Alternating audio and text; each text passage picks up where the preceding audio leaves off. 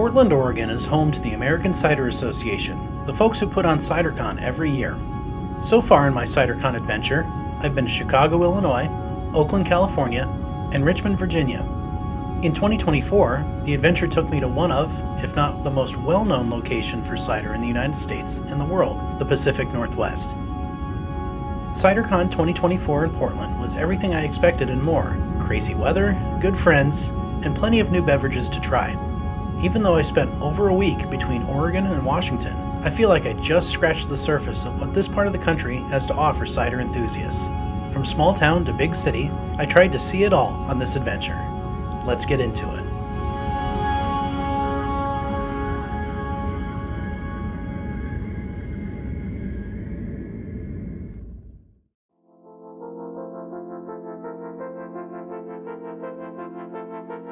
My name is Jay Cooper, and I'm the CEO and founder of Cider Finder, an app designed to bring cider makers and enthusiasts a little bit closer. I'm on a journey around the United States to meet cider makers, visit cideries, find fans of hard cider, and learn as much as I can about one of the strongest segments of the alcohol industry in this country. Come along with me on my travels from coast to coast as I attend the biggest events in hard cider in America to learn as much as I can about the industry and all of the steps between fruit on tree and liquid in bottle. There's a lot more going on behind the curtain than you realize. I'm on a quest to learn everything I possibly can to become the Cider Finder.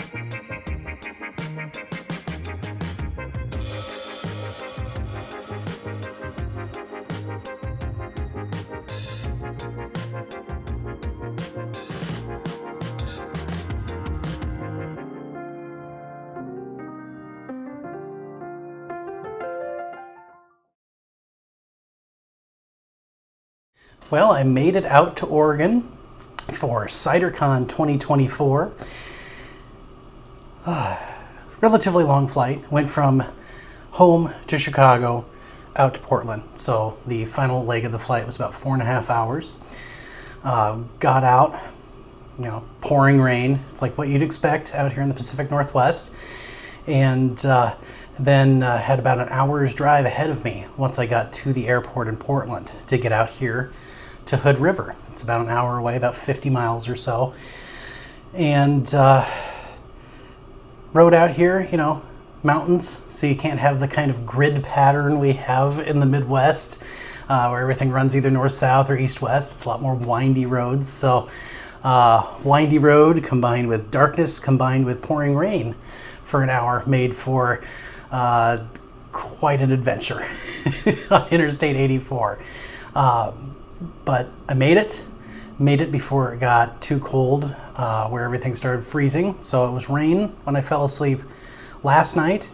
Woke up this morning, looked outside, there was a dusting of snow on everything. So the cool air had moved in while I was asleep last night.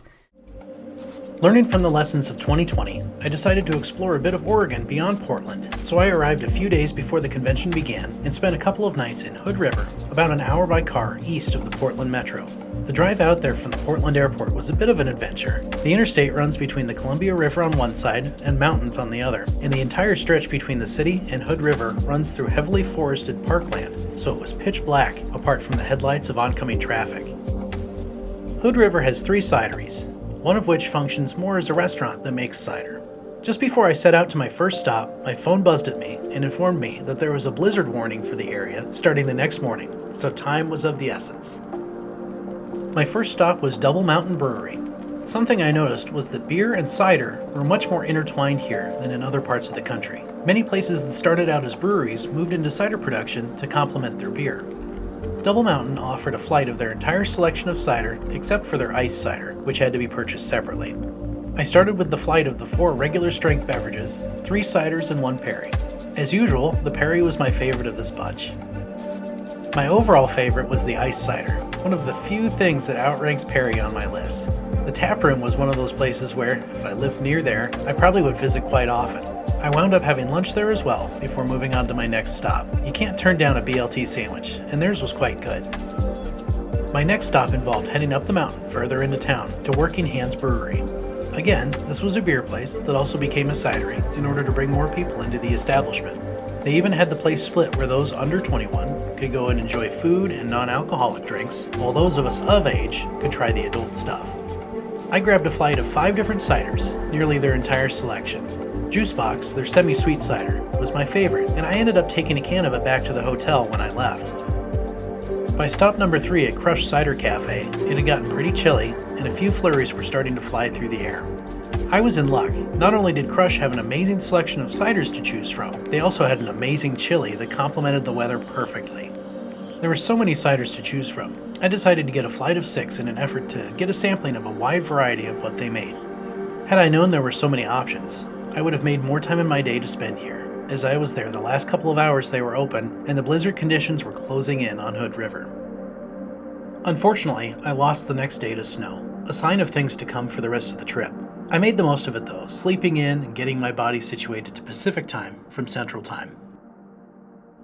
So it's Sunday morning, last morning out here in Hood River, getting everything packed up and ready to go back to Portland just for a night. Tomorrow morning, this time tomorrow, I'll be loading up on a tour bus to head to Seattle to visit 6 different cider makers up there.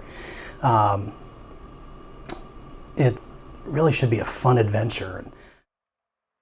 I had originally meant Sunday to be the day off, as I was going on a cider tour to Seattle on Monday and Tuesday.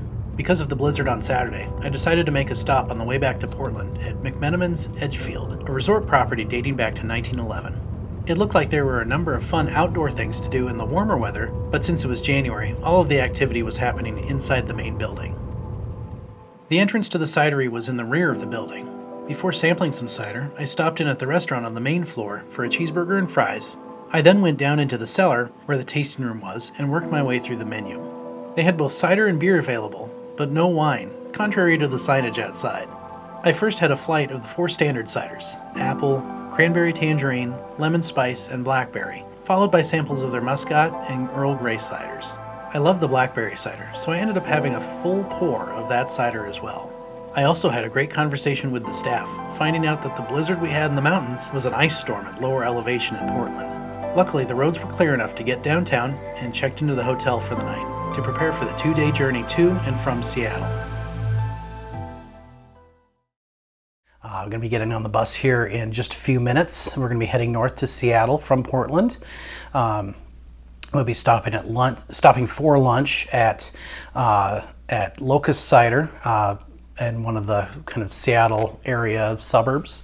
We'll be visiting Yonder Cider today, checking into the hotel, and dinner at what looks like a really interesting, fancy restaurant. So it's going to be a fun day today, and then we'll be coming back tomorrow. We'll visit 3 more cideries tomorrow, but I'll talk more about that tomorrow. Just looking forward to Locust Cider and Yonder Cider today, and then kind of all the camaraderie and ability to do a little sightseeing maybe in Seattle. It was an early morning loading everything onto the bus in the cold and heading north along Interstate 5 from Portland to Seattle. The bus ride was pretty uneventful, but there was a lot to look at out the window, especially as we got closer to the Seattle metro area. We were originally supposed to visit 5 different cider makers on this 2-day excursion, but one of the Tuesday stops was canceled in order for us to get back to Portland before the next ice storm rolled in. The 4 cideries we still made it to were Locust Cider in Gig Harbor, Yonder Cider and Seattle Cider in Seattle, and Schilling Cider's Washington Taproom and Production Facility in Auburn. The stop we missed out on was Greenwood Cider's facility north of downtown Seattle. I thought the organizers of this trip did a great job balancing makers of different sizes and styles. Locust's facility was the smallest, while Seattle Cider and Schilling both had relatively large production floors and storage for their finished products. Yonder's production doesn't take place in Seattle, and they share the tap room with a craft beer producer. We were treated to curated flights at Locust and Seattle, and Yonder let us pick our own flights from all of the ciders on tap. Schilling had several of their ciders in cans on each of the tables in the tasting room, allowing us to have as much or as little of each cider as we desired. Locust Cider was our first stop for cider and lunch. We sampled 4 of their ciders: blackberry, lavender lemongrass, honey pear, and their dry cider. Like usual, the blackberry cider was my favorite, just edging out the honey pear. As we learned a bit about Locust's story, we got to see production in action as the canning line was running. After lunch, but before we moved back onto the bus, we could move upstairs to the tap room to try any other ciders on the menu or purchase multi-packs to take with us. I bought a 6-pack of the blackberry on the way out of the tap room to bring home. After a short drive into the city, we made it to Yonder's Tap Room, which they share with Bale Breaker Brewing out of Yakima, Washington. There were 17 ciders on tap, of which we could pick 4 for our flights. When there are this many choices, it can be a challenge to pick just 4 in order to get a complete picture of their production capabilities. My 4 picks were Cashmere, a cranberry cherry bitter orange cider, Sunny Slope, a pink grapefruit and lemon cider, Anniversary 2023, a blend of several ciders from that year, and a single varietal wine sap cider. There were a couple of other single varietals I would have loved to try as well, but they lost out to the 4 I picked. If we'd had more time, I would have also tried their Pommeau separately from the flight. I love Pommeau, but sometimes it doesn't love me back. Just as quickly as we arrived, the group was back on the bus, heading to our hotel for the night and to dinner, a 3-course meal with cider pairings, followed by a bit of social time before another early morning. So the restaurant was only a couple blocks away. Amazing dinner. They did cider pairings with different food. They had a salad course, a main course, which was a steak with a cheesy polenta. Amazing. I wish I could have had a second serving. That stuff was amazing. And then kind of an interesting kind of coconut dessert with chocolate pomegranate glaze on top. And they paired that with Pommeau. Luckily, it was just a little bit of Pommeau, so not too dangerous. But the flavors of the dessert and the Pommeau together really, it kind of neutralized the booziness of the Pommeau, which was nice. Had fun at dinner. Decided to call it a night since we'd been up and going since early yesterday. Called it a night kind of early. And here we are. Bus leaves in just a few minutes. The weather down in Portland is going to be kind of dicey this afternoon and evening, I guess. Ice storm. So they've already canceled one of our stops. We were supposed to go to Greenwood Cider. They've decided to skip that one, unfortunately. But if the weather does hold out in Portland, if we can get back at a relatively normal time, 4 o'clock-ish instead of the 6 o'clock we were supposed to get back. Our third cidery stop, the first of day 2, was Seattle Cider, a cider maker I'm quite familiar with through my time stewarding at Glint Cap. Seattle Cider usually enters multiple ciders each year, and they proudly display the results of their work in the tap room. Through stewarding, I'd had most of the ciders that they had in the curated flight each of us were given. Still quite delicious now as they were then. We were split into 2 groups, where half would stay in the tap room and the other half went on a guided tour of the production facility. I couldn't believe how large their facility was. As they explained, they slowly had taken over more and more of the building as their needs continued to grow, so the facility was a bit of a labyrinth. I bought a coffee mug to take home right before we were all hurried onto the bus and off to Schilling Cider's facility south of the city. Luckily, lunch was served in the tasting room, as I hadn't had more than a cup of coffee and a muffin before we left the hotel in the morning. A taco bar paired with Schilling Ciders hit the spot. Surprisingly, of the ciders they provided for sampling, my favorite was the cherry, non-alcoholic cider. The leftover unopened cans made their way onto the tour bus for the return trip, and I was able to snag one of those cans to bring home. I had to skip the tour of the production floor because I received a phone call that the hotel in which I was supposed to stay when we got back to Portland had a water pipe break and was uninhabitable, so I quickly had to find another hotel for the rest of my time in Oregon. Thankfully, I was able to find another place to stay. Since I might be stuck in the hotel for 24 hours or so when we got back, I made sure the hotel had a restaurant and coffee available in the lobby. You know, the important stuff. They got us on the bus as quickly as possible and we were off, back south to Portland, in an effort to beat the storm as it came off the Pacific Ocean. We made it back with minimal time to spare before the rain began. Back on the bus we got, and we just drove as fast as legally possible back to Portland before the ice storm got here. Got checked into the hotel and all that. Getting to the hotel was fun because there were a couple blocks where they just hadn't bothered to shovel at all since they got some snow, which made dragging a large wheeled suitcase nearly impossible. So it was, I had to stop and catch my breath a couple of times because it was slightly uphill and basically dragging 50 plus pounds of dead weight plus a couple other bags that I had from the tour. So it was an adventure getting in here, but electricity's been on, doing okay. I woke up to an icy wonderland outside, and I refused to venture out of the hotel until the afternoon, right before Cider Share. There were sections between the hotel and the convention center that had been treated, and other sections that felt like death traps. All of the restaurants outside of the hotel were closed due to weather, as I suspected they would be. I made it to Cider Share without falling down outside, an important milestone on a trip like this. The event was split between 2 rooms, one with Pacific Northwest producers and the other with everyone else. I did a quick sweep of both rooms before I began sampling, both to scout the cider makers in attendance, but to also find friends with whom I could sample. Like many years, on the way out of the Cider Share, I was handed unopened ciders to enjoy later. Many pourers don't want to haul their samples all the way back to their hotel rooms at the end of the night. So I did what any reasonable person does and invented the pocket cider, ready for on-the-go consumption. After a night on the very icy town, it was back to the hotel for a couple of hours of sleep. So it's Thursday morning. I'm a little worse for wear. That just means the Cider Share was amazing last night, and not just that, but the fun afterwards. So then made my way down to the lobby. Lobby seemed to be kind of the nexus of activity down there. Ended up having a couple more ciders down there. Went out.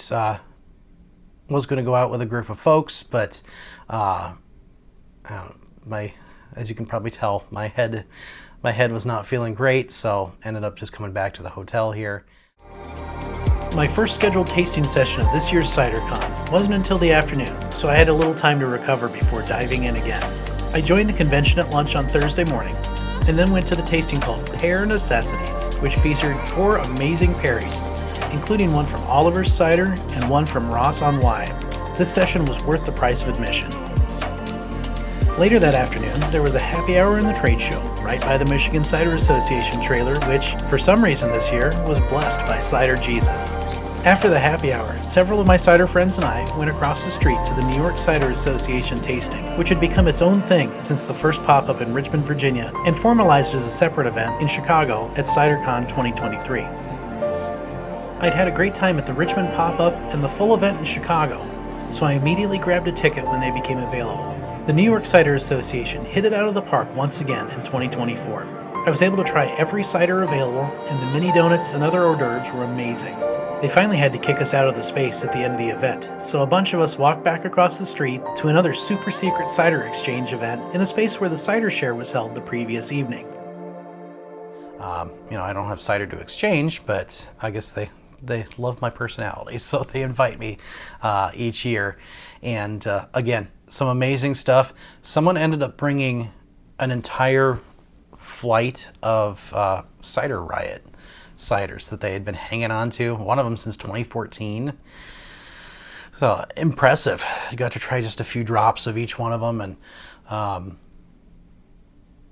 I feel like it got a little better over time.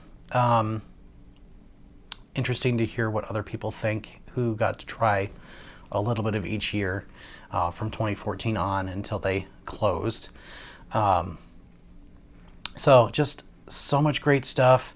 Talking to people about the app, lots of excitement at least among the folks here. But that's kind of my core audience, is the sort of folks who go to cider events like the stuff this week. So yeah, got in a little after 1 a.m. and we're back at it again this morning. At least it's the sun has started to come out a little bit, which is amazing. Haven't seen that in like a week. It's been pretty gray and hazy and icy and rainy and snowy out in the mountains a few days ago.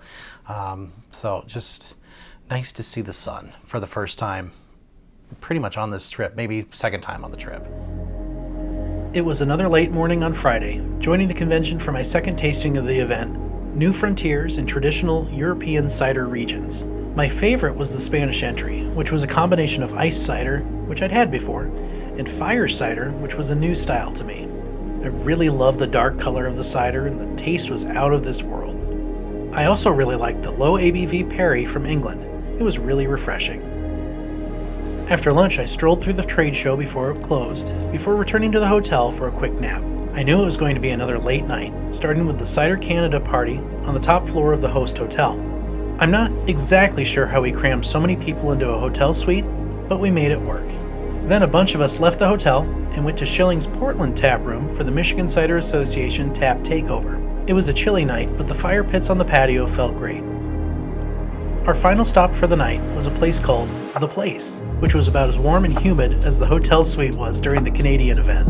They had several Pacific Northwest ciders to purchase by the glass and several coolers full of ciders to either drink there or purchase to take home. Had I not been sampling cider for the better part of a week, I would have stayed a bit longer at The Place, but I was pretty worn out by midnight or so, and I had one more day of cider adventure to go. The event today, the Artisans Cider Summit that I'm going to in just a little bit here. Sounds like they're going to have some stuff available to buy. So I've got a little room left in the suitcase. I've got a bunch of stuff that I got on the Seattle tour and a couple things I walked away from CiderCon with, but would love to finish off that little space in the suitcase on different things I can take home. So that's the plan today. We'll see how this Cider Summit thing goes. It'll probably be a lot like the one in Chicago. Sounds like there's more food available, which is good. It's more of a tasting event, food, beverage pairing tasting event, more than the Chicago event tends to be, which is more of just ciders by themselves, with pretzel necklace to neutralize your palates and give you a little carbohydrate boost during the event. So we will see how it goes. The Artisans Cider Summit was my only scheduled event on my final full day in Portland. I've attended the Chicago Cider Summit in years past and enjoyed that event, so I was looking forward to an event on their home turf in the Pacific Northwest. I was one of the first people admitted into the event, so I had my pick of where to start. The unfortunate thing about sampling cider all week is that by the time you get to an event like this, you've already had many of the ciders available. However, about 70% of the event were ciders I hadn't yet tried over the course of the week, and a couple more were ciders that I wanted to sample again. There were also some ciders available for sale, and I bought a couple to fill out the remainder of the room in my suitcase for the trip home.